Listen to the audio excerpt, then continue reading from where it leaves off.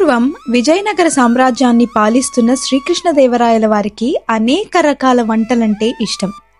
కానీ అన్నిట్లో కంటే వంకాయ కూరంటే మహా ఇష్టం.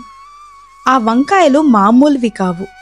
అవి ప్రత్యేకంగా రాజుగారి రహస్య ఉద్యానవనంలో అత్యంత భద్రత మధ్య పెరిగేవి. ఆ వంకాయలు చూడ్డానికి నల్లని రంగులో మెరుస్తూ చాలా అందంగా ఉండేవి. రాజుగారి అనుమతి లేకుండా ఆ తోటలోకి అడుగుపెట్టడానికి ఎవరికీ ధైర్యం ఉండేది కాదు.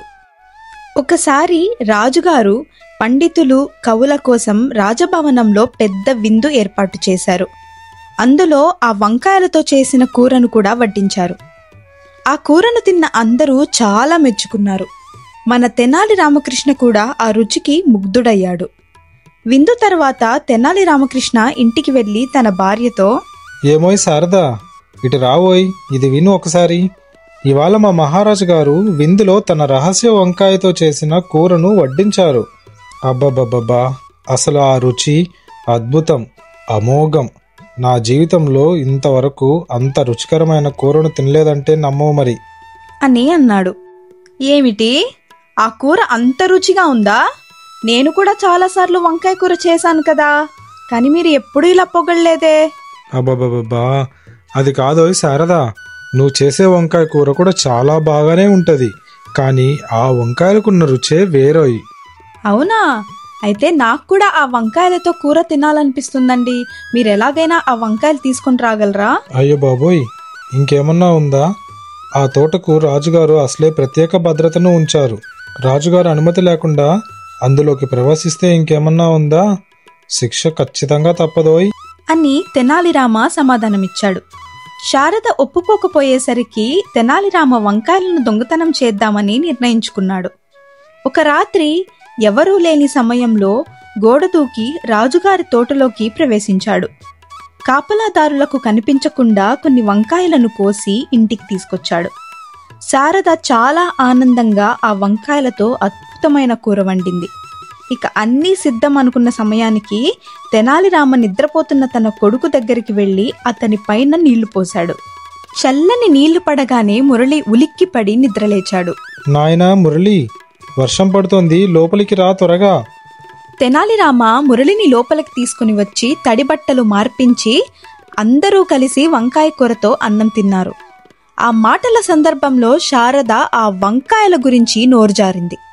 అలా మరుసటి రోజు ఉదయం తోట కాపలాదారుడు వంకాయలు దొంగలించబడినట్లు రాజుగారికి చెప్పాడు.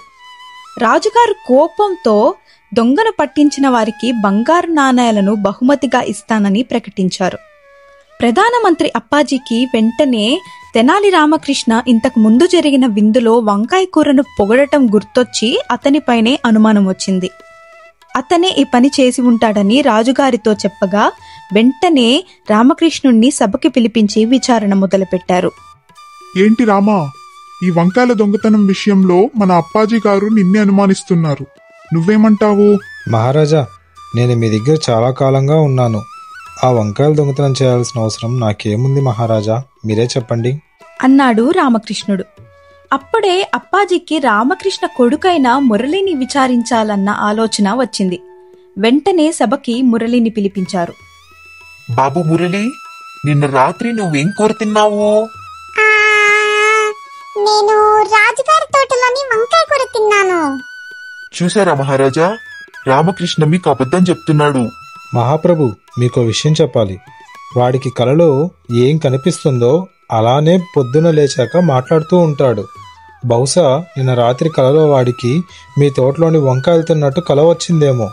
లేదు మహారాజా, మా నాన్న అబద్ధం చెప్తున్నాడు. నిన్న రాత్రి బాగా వర్షం పడినప్పుడు మా నాన్న నా బట్టలు మార్చి మీ తోటలోని వంకాయ కూరతో అన్నం తినిపించారు. నాకు బాగా గుర్తుంది. నిన్న రాత్రి వర్షమా? అసలు వర్షం పడలేదే అని అప్పాజీ ఆశ్చర్యపోయాడు. చూసారా మహారాజా, నేను మీకు చెప్పాను కదా మురళీకున్న సమస్య గురించి. మన్నించండి రామా, ఈ నిండు సభలో మిమ్మల్ని అనుమానించినందుకు.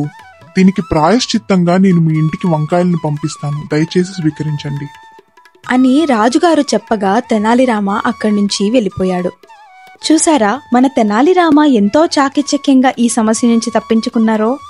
మనం కూడా సమయస్ఫూర్తితో ఏ ఇబ్బందినైనా ఇలాగే ఎదుర్కోవచ్చు. మీకు కనుక మా కథలు నచ్చితే లైక్ చేయండి, షేర్ చేయండి, సబ్స్క్రైబ్ చేసుకోండి. పక్కనున్న గంటను మాత్రం మర్చిపోకుండా కొట్టండి. అలా చేశారంటే మా వీడియోలన్నీ మీకు వెంటనే వచ్చి చేరుతాయి. నేను మా మహారాజు ఇంకొక రోజు ఇంకొక కథతో మీ ముందుకు వస్తాము. ఇక సెలవు.